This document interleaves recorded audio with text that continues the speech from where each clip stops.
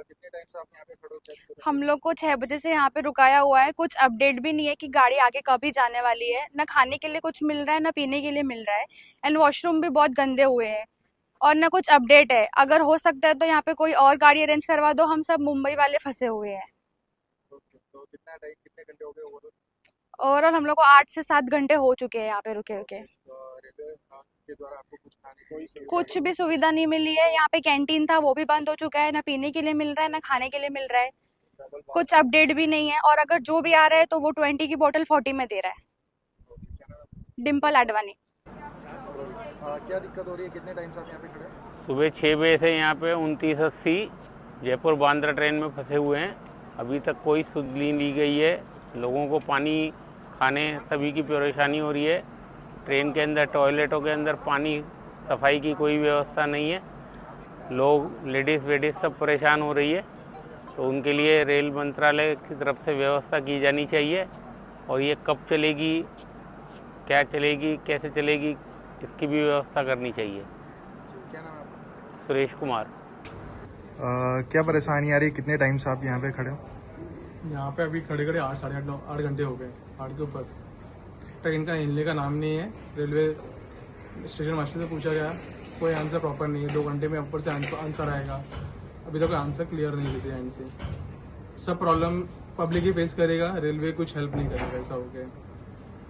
उनसे जब भी पूछा जाए, भाई कब तक ट्रेन चलने वाली है, हमारे ऊपर से आंसर नहीं मिला है। बड़ौदा से आंसर आएगा, ये टूटा है, वो टूटा है, पानी भरा है, कोई क्लियर आंसर नहीं है।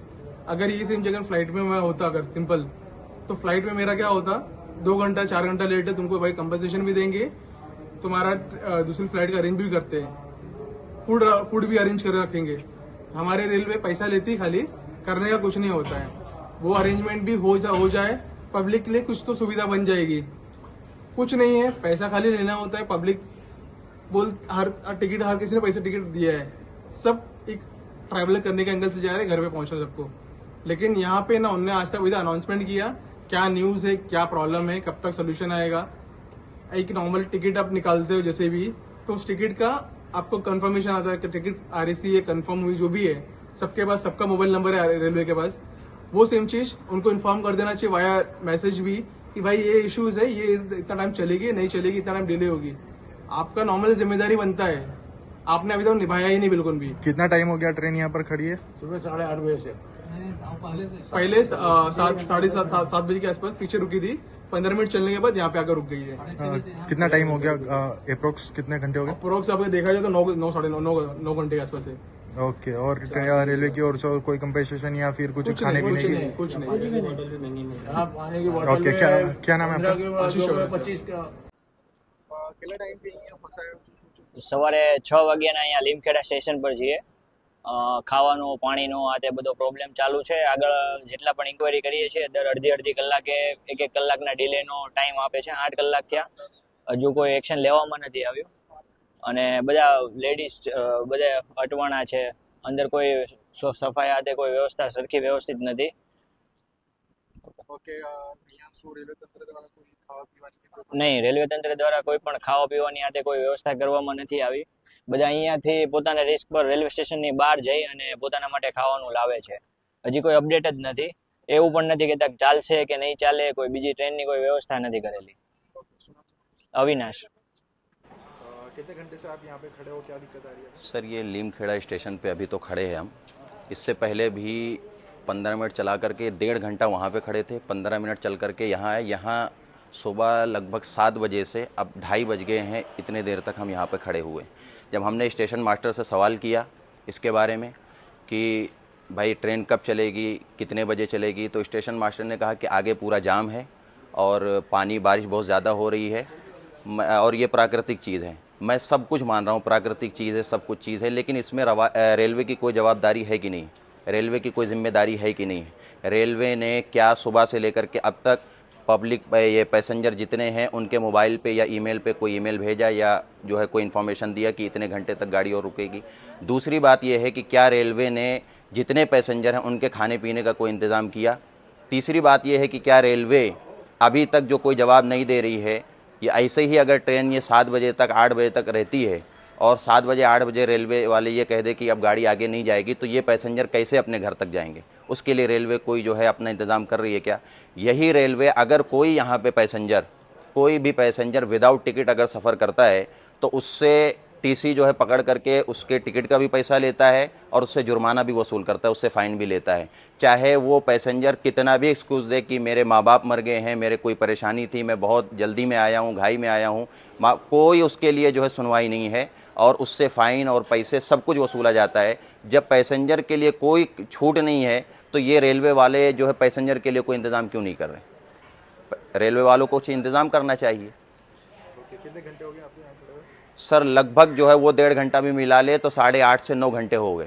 तो खाने पीने की कोई खाने पीने का इंतज़ाम नहीं, यहाँ तक कि रेलवे की तरफ से जो रेल नीर है वो भी नहीं बिक रहा है। पैसेंजर को 20 रुपये में जो है पानी लेकर के पीना पड़ रहा है और ऐसे स्टेशन पे खड़ा है कि एक कैंटीन था, सुबह से लेकर के इतने टाइम तक कैंटीन में खाने पीने की कोई एक चीज़ नहीं बची है, सब पब्लिक ने खरीद लिया है। ये तो चलो हो गया पैसे वालों के लिए, बहुत सारे ऐसे गरीब लोग हैं जिनके पास पैसा नहीं है, वो कहाँ से खरीद के खाएंगे? हम बर्दाश्त कर सकते हैं, ये बर्दाश्त कर सकते हैं। 6 महीने का बच्चा, 1 साल का बच्चा जो सफ़र कर रहा है वो 8 घंटे 9 घंटे कैसे भूखा प्यासा बर्दाश्त करेगा? कैसे वो सफ़र करेगा? तो रेलवे की जवाबदारी है ना, उसको कुछ इंतज़ाम करना चाहिए कि भाई जो छोटे बच्चे हैं उनके लिए कुछ खाने पीने का इंतज़ाम हो, और अगर गाड़ी आगे तक नहीं जाएगी जहाँ इसका स्टॉप बन रहा तो उनके जाने के लिए कुछ इंतज़ाम किया जाए। ये रेलवे की जवाबदारी होनी चाहिए। लेकिन स्टेशन मास्टर और यहाँ के कोई भी जिम्मेदार इस बात का कोई जवाब नहीं दे रहे, बस इतना ही कह रहे हैं कि आगे से हमें जो है यही सूचना मिल रही है कि आगे बहुत ज़्यादा जाम है इसलिए गाड़ी यहाँ पर खड़ी है, और आगे ये भी नहीं बता रहे हैं कि कितनी देर तक और खड़ी रहेगी। मेरा नाम शादाब खान। दाहोद जिल्ला कलेक्टर कचेरी खाते जिला स्वागत फरियाद निवारण कार्यक्रम योजायो। જિલ્લા કલેક્ટર સુરભી ગૌતમના અધ્યક્ષસ્થાને યોજાયેલી આ બેઠકમાં જિલ્લાના વિવિધ વિસ્તારોમાંથી આવેલા અરજદારોએ પોતાના પ્રશ્ન રજૂ કર્યા હતા। જિલ્લા સ્વાગત કાર્યક્રમ દરમિયાન કુલ 15 જેટલી અરજીઓ રજૂ કરવામાં આવી હતી, જેમાં રોડ રસ્તા કામો, ICDS અનિયમિતતા, વીજ પુરવઠો તેમજ નગરપાલિકાની કામગીરી, બંધ સ્ટ્રીટ લાઇટો, તાલુકા વિકાસ અધિકારીને લગતા પ્રશ્ન, વન વિભાગની હદ નક્કી કરી જમીન ફાળવણીની માંગ તેમજ આર્થિક સહાય સહિતના વિવિધ પ્રશ્નો સમાવેશ કરવામાં આવ્યો હતો। બેઠક દરમિયાન અગાઉ જિલ્લા સ્વાગત કાર્યક્રમમાં રજૂ થયેલા અરજીઓની કામગીરીની પણ સમીક્ષા કરાઈ હતી। જિલ્લા કલેક્ટરે દરેક અરજદારોની રજૂઆત રૂબરૂ સાંભળી હતી અને વિવિધ વિભાગના અધિકારીઓ પાસેથી વિગતવાર માહિતી પણ મેળવી હતી। જિલ્લા કલેક્ટરે તમામ વિભાગના અધિકારીઓને અરજીઓના સમયબદ્ધ, પારદર્શક અને સુનિશ્ચિત નિયમ અનુસાર નિકાલ કરવા સૂચનાઓ આપી હતી। સાથે જ પ્રજાના પ્રશ્નો ઉકેલવામાં સંવેદનશીલતા, જવાબદારી અને ઝડપી કાર્યવાહી સુનિશ્ચિત કરવા પર ભાર મૂકવામાં આવ્યો હતો। આ બેઠકમાં જિલ્લા વિકાસ અધિકારી, પ્રાયોજના વહીવટદાર તેમજ નિવાસી અધિક કલેક્ટર અને પ્રાંત અધિકારી તેમજ વિવિધ વિભાગના અમલીકરણ અધિકારીઓ પણ ઉપસ્થિત રહ્યા હતા। દાહોદ જિલ્લામાં નવા જિલ્લા વિકાસ અધિકારી તરીકે હિરેન બારોટે પદભાર સંભાળ્યો। હિરેન બારોટ વર્ષ 2022ની બેચના ભારતીય વહીવટી સેવા IASના અધિકારી છે। દાહોદમાં નિમણૂક પહેલાં તેઓ પેટલાદ ખાતે આસિસ્ટન્ટ કલેક્ટર તરીકે તેમજ મોડાસા ખાતે પ્રાયોજના વહીવટદાર તરીકે ફરજ બજાવી ચૂક્યા છે। જિલ્લા વિકાસ અધિકારી તરીકે પદભાર સંભાળતા તેમણે જિલ્લાના વિકાસલક્ષી કાર્યો, ગ્રામ વિકાસ યોજના અને સરકારની જનકલ્યાણકારી યોજનાઓના અસરકારક અમલીકરણ અંગે પ્રાથમિકતા આપવાની પ્રતિબદ્ધતા વ્યક્ત કરી છે। નવી નિમણૂક સાથે હવે દાહોદ જિલ્લામાં ગ્રામ વિકાસ, પંચાયતી રાજની વિવિધ યોજનાઓ અને વિકાસલક્ષી પ્રોજેક્ટના અમલીકરણને વધુ ગતિ મળશે તેવી અપેક્ષાઓ વ્યક્ત કરવામાં આવી છે। ભારે વરસાદની આગાહીને લઈને આવતીકાલે 24/7/2026ના રોજ શૈક્ષણિક રજાઓ જાહેર કરાઈ। દાહોદ જિલ્લામાં ભારે વરસાદની આગાહીના પગલે વહીવટીતંત્ર એલર્ટ મોડમાં છે અને જિલ્લા કલેક્ટરે જિલ્લાના તમામ અધિકારીઓને કોઈપણ કટોકટીની સ્થિતિનો ત્વરિત પ્રતિસાદ આપવા માટે સજ્જ રહેવાની સૂચનાઓ આપી છે। ચોમાસાની પરિસ્થિતિને ધ્યાનમાં રાખીને નદી, નાળા, નીચાણવાળા વિસ્તારો તેમજ પાણી ભરાવાની સંભાવના ધરાવતા સ્થળો પર સતત નજર રાખવા માટે સંબંધિત વિભાગોને જરૂરી સૂચનો આપવામાં આવી છે। કોઈપણ ઇમરજન્સી સર્જાય તો તાત્કાલિક બચાવ અને રાહત કામગીરી હાથ ધરવામાં આવે તેમજ નાગરિકોની સુરક્ષા સુનિશ્ચિત કરવામાં આવે તેવી તમામ તંત્રને એલર્ટ મોડ પર રહેવા માટે જણાવ્યું છે। ભારે વરસાદના કારણે વિદ્યાર્થીઓની સુરક્ષાને સર્વોચ્ચ પ્રાથમિકતા આપતા દાહોદ જિલ્લાના તમામ તાલુકાઓની શાળા, કોલેજો, આંગણવાડી તેમજ અન્ય શૈક્ષણિક સંસ્થાઓને આવતીકાલે તારીખ 24 જુલાઈ 2026ના રોજ શુક્રવારે રજા જાહેર કરવામાં આવી છે। વહીવટીતંત્ર દ્વારા નાગરિકોને અનાવશ્યક બહાર ન નીકળવા, નદી, નાળાઓ અને પાણી ભરાયેલા વિસ્તારોમાં નજીક ન જવા તેમજ અધિકારીઓ દ્વારા આપવામાં આવતી સૂચનાઓનું પાલન કરવા અપીલ કરવામાં આવી હતી અને જિલ્લા પ્રશાસન પરિસ્થિતિ પર સતત નજર રાખી રહ્યું છે અને જરૂરિયાત મુજબ જરૂરી પગલાં પણ લેવામાં આવશે। ભારે વરસાદને પગલે જિલ્લા કલેક્ટર દ્વારા વિડીયો કોન્ફરન્સના માધ્યમથી જિલ્લાના તમામ તાલુકા તંત્ર સાથે બેઠક યોજાઈ। દાહોદ જિલ્લામાં ભારે વરસાદની આગાહીને પગલે જિલ્લા વહીવટીતંત્ર સંપૂર્ણ એલર્ટ મોડમાં આવી ગયું છે અને હવામાન વિભાગ દ્વારા આગામી દિવસોમાં જે ભારેથી અતિભારે વરસાદની આગાહી કરવામાં આવી છે, જેને લઈને જિલ્લા કલેક્ટર સુરભી ગૌતમ દ્વારા તમામ વિભાગોને જરૂરી સાવચેતી રાખવા માટે સૂચનો આપવામાં આવ્યા હતા. આજે કલેક્ટર દ્વારા વિડીયો કોન્ફરન્સના માધ્યમથી જિલ્લાના તમામ તાલુકા તંત્ર સાથે બેઠક યોજી હતી. બેઠક દરમિયાન તેમને તમામ અધિકારીઓ, કર્મચારીઓ અને તલાટીઓને ફરજિયાત મુખ્ય મથકે હાજર રહી અને સંબંધિત પરિસ્થિતિનો સામનો કરવા સજ્જ રહેવા તેમજ બચાવ અને રાહત કામગીરી માટે પૂર્વ તૈયારીઓનું પૂર્ણ કરવા માટેની કામગીરીમાં સૂચનો કરવામાં આવ્યા હતા. ભારે વરસાદની આગાહીને ધ્યાનમાં રાખી વિદ્યાર્થીઓની સુરક્ષાને પ્રાથમિકતા આપવામાં આવી હતી. કલેક્ટરે સૂચનાઓ આપી હતી કે ડેમો પાણીની આવક વધે અથવા તો નદી નાળા છલકાય તેવી પરિસ્થિતિ સર્જાય તો નદી કાંઠા, ડેમ નજીક નીચાણવાળા વિસ્તારોમાં રહેતા લોકોને તાત્કાલિક સાવચેત કરવામાં આવે. જરૂરિયાત જણાય તો અસરગ્રસ્ત પરિવારોને સલામત સ્થળે સ્થળાંતર કરવાની પણ અને બચાવ કામગીરી તાત્કાલિક શરૂ કરવાની પણ સૂચનો આપવામાં આવી હતી.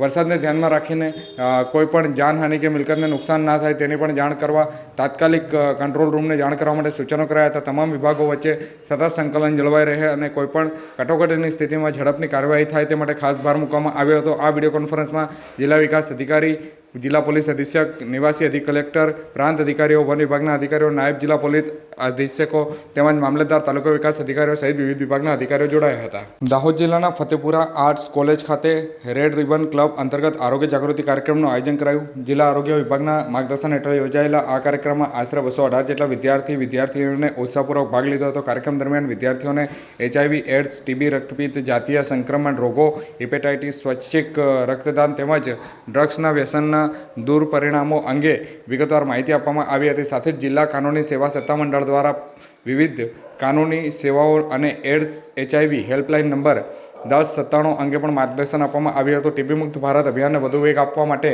NSS વિદ્યાર્થીઓ બ્રેક ફ્રી ઇન્ડિયા અને TB મુક્ત ભારત એપ ડાઉનલોડ કરાવવામાં આવી હતી. વિદ્યાર્થીઓએ પોતાના ગામ અને સમાજમાં TB અંગે જાગૃતિ ફેલાવવા તેમજ લક્ષણો જણાય તો તરત જ સમયસર તપાસ સારવાર કરાવવામાં આવે તેવી અપીલ પણ કરવામાં આવી હતી. કાર્યક્રમના અંતે આરોગ્ય વિષયક ક્વિઝ સ્પર્ધાનું આયોજન કરાયું હતું. વિવિધ પ્રશ્નો સાચા જવાબ આપનાર વિદ્યાર્થીઓને પ્રોત્સાહક ઇનામ પણ આપવામાં આવ્યા હતા અને તેઓને સન્માનિત પણ કરાયા હતા. આ કાર્યક્રમમાં કોલેજના પ્રાધ્યાપકો, જિલ્લા કાર્યક્રમ સહાયક, ICTCના કાઉન્સિલરો, તાલુકા TB supervisor, leprosy supervisor, link worker, જિલ્લા કાનૂની સેવા સત્તા મંડળના પ્રતિનિધિત્વ તેમજ આરોગ્ય વિભાગના અધિકારીઓ અને કર્મચારીઓ ઉપસ્થિત રહ્યા હતા. આ કાર્યક્રમનો મુખ્ય ઉદ્દેશ યુવા વર્ગમાં આરોગ્ય પ્રત્યે જાગૃતિ વધારવાનો, ચેપી રોગો અંગે વૈજ્ઞાનિક સમજ વિકસાવવાનો તેમજ સ્વસ્થ અને જવાબદાર જીવનશૈલી અપનાવવા માટે વિદ્યાર્થીઓને પ્રેરિત કરવાનો રહ્યો હતો. દાહોદ જિલ્લાના ઝાલોદ તાલુકામાં આરોગ્ય વિભાગની ત્વરિત અને સંકલિત કામગીરીના કારણે જન્મજાત ગંભીર ખામી ધરાવતા એક નવજાત શિશુને નવું જીવન મળ્યું. મુખ્ય જિલ્લા આરોગ્ય અધિકારી ડૉક્ટર ઉદય તિલાવત અને તાલુકા આરોગ્ય અધિકારી ડૉક્ટર તુષાર બાબુના માર્ગદર્શન હેઠળ આરોગ્ય વિભાગે સમયસર કાર્યવાહી કરી અને નવજાત શિશુને યોગ્ય સારવાર ઉપલબ્ધ કરાવી હતી. માહિતી અનુસાર ગુલતોરા ગામની જશોદાબેન સુરેશભાઈ નિસરતાને ઝાલોદની મહિપ હોસ્પિટલ ખાતે પ્રસ્તુતિ થઈ હતી. જન્મ બાદ નવજાત શિશુમાં ઇમ્પરફોરેસ્ટ એન્સ એટલે કે એનોરેક્સ માલ્ફોર્શન જેવી ગંભીર જન્મજાત ખામી જોવા મળી હતી, જેનું નિદાન થયું હતું. આ અંગે જાણ થતાં જ ગુલતોરા પ્રાથમિક આરોગ્ય કેન્દ્રની RBSK ટીમ તાત્કાલિક સક્રિય બની હતી અને PHCના તબીબ ડૉક્ટર મહેશ ગણાવા, RBSK ટીમ અને MPHS અતુલભાઈના સંયુક્ત પ્રયાસોથી બાળકના વાલીઓને જરૂરી માર્ગદર્શન આપવામાં આવ્યું હતું અને વધુ સારવાર માટે બાળકને તાત્કાલિક સિવિલ હોસ્પિટલ ખાતે રેફર કરવામાં આવ્યો હતો. સમયસર સારવાર મળતા બાળકનું સફળતાપૂર્વક સર્જરી દ્વારા ઓપરેશન કરવામાં આવ્યું હતું.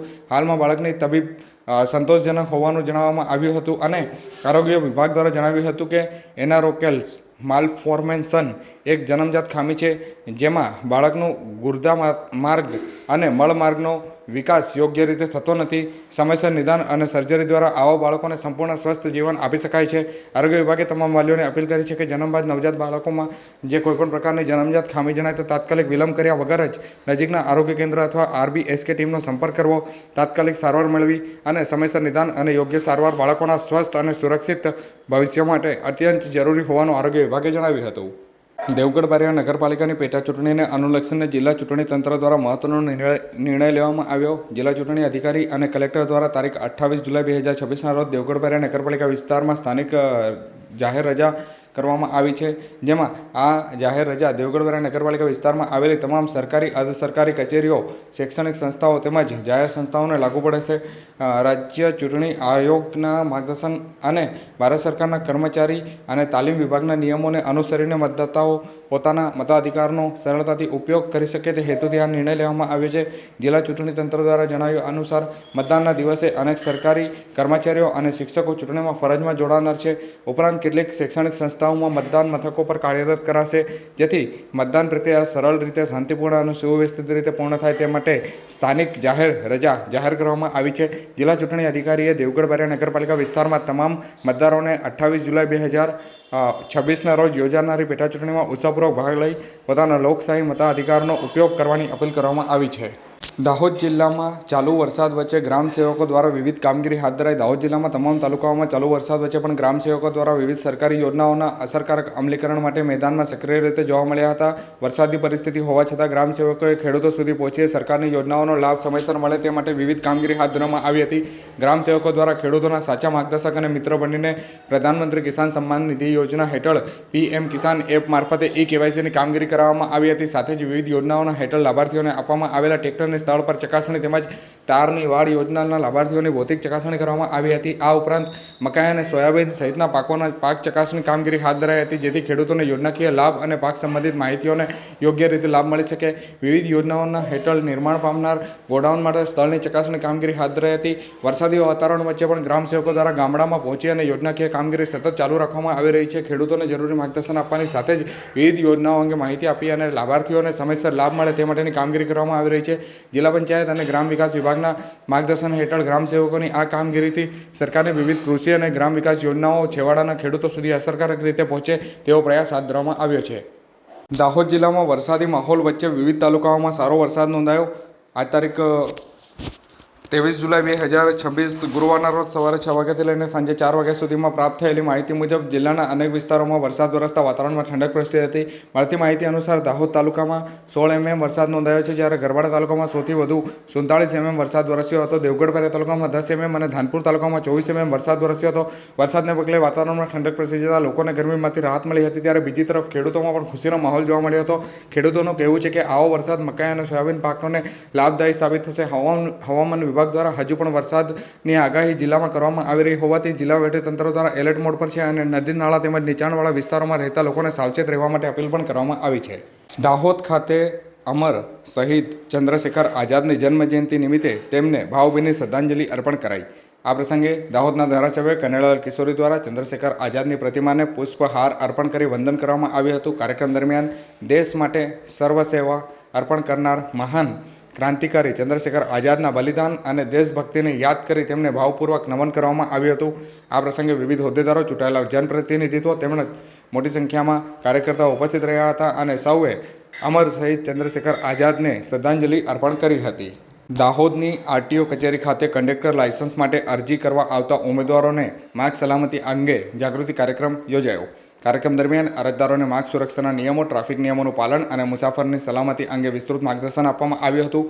આ ઉપરાંત ઉમેદવારોને ઇમરજન્સી પરિસ્થિતિમાં જીવ બચાવવા માટે CPR અને ફર્સ્ટ એડ અંગે પ્રાયોગિક તેમજ સૈદ્ધાંતિક માહિતી આપવામાં આવી હતી. અધિકારીઓએ જણાવ્યું હતું કે માર્ગ અકસ્માત સમયે સમયસર જે આપવામાં આવતી પ્રાથમિક સારવાર અને અનેક લોકોના જે જીવ બચાવવામાં મહત્ત્વની સાબિત થઈ રહી છે. તેથી જાહેર પરિવહન સાથે જોડાયેલા દરેક કંડક્ટર માટે રોડ સેફટી, ફર્સ્ટ એડ અને CPR અંગેનું જ્ઞાન અત્યંત જરૂરી છે. કાર્યક્રમમાં ઉપસ્થિત અરજદારોએ માર્ગ સલામતી અને આપત્તિ સમયે તાત્કાલિક મદદ અંગે મહત્વપૂર્ણ માહિતી મેળવી હતી.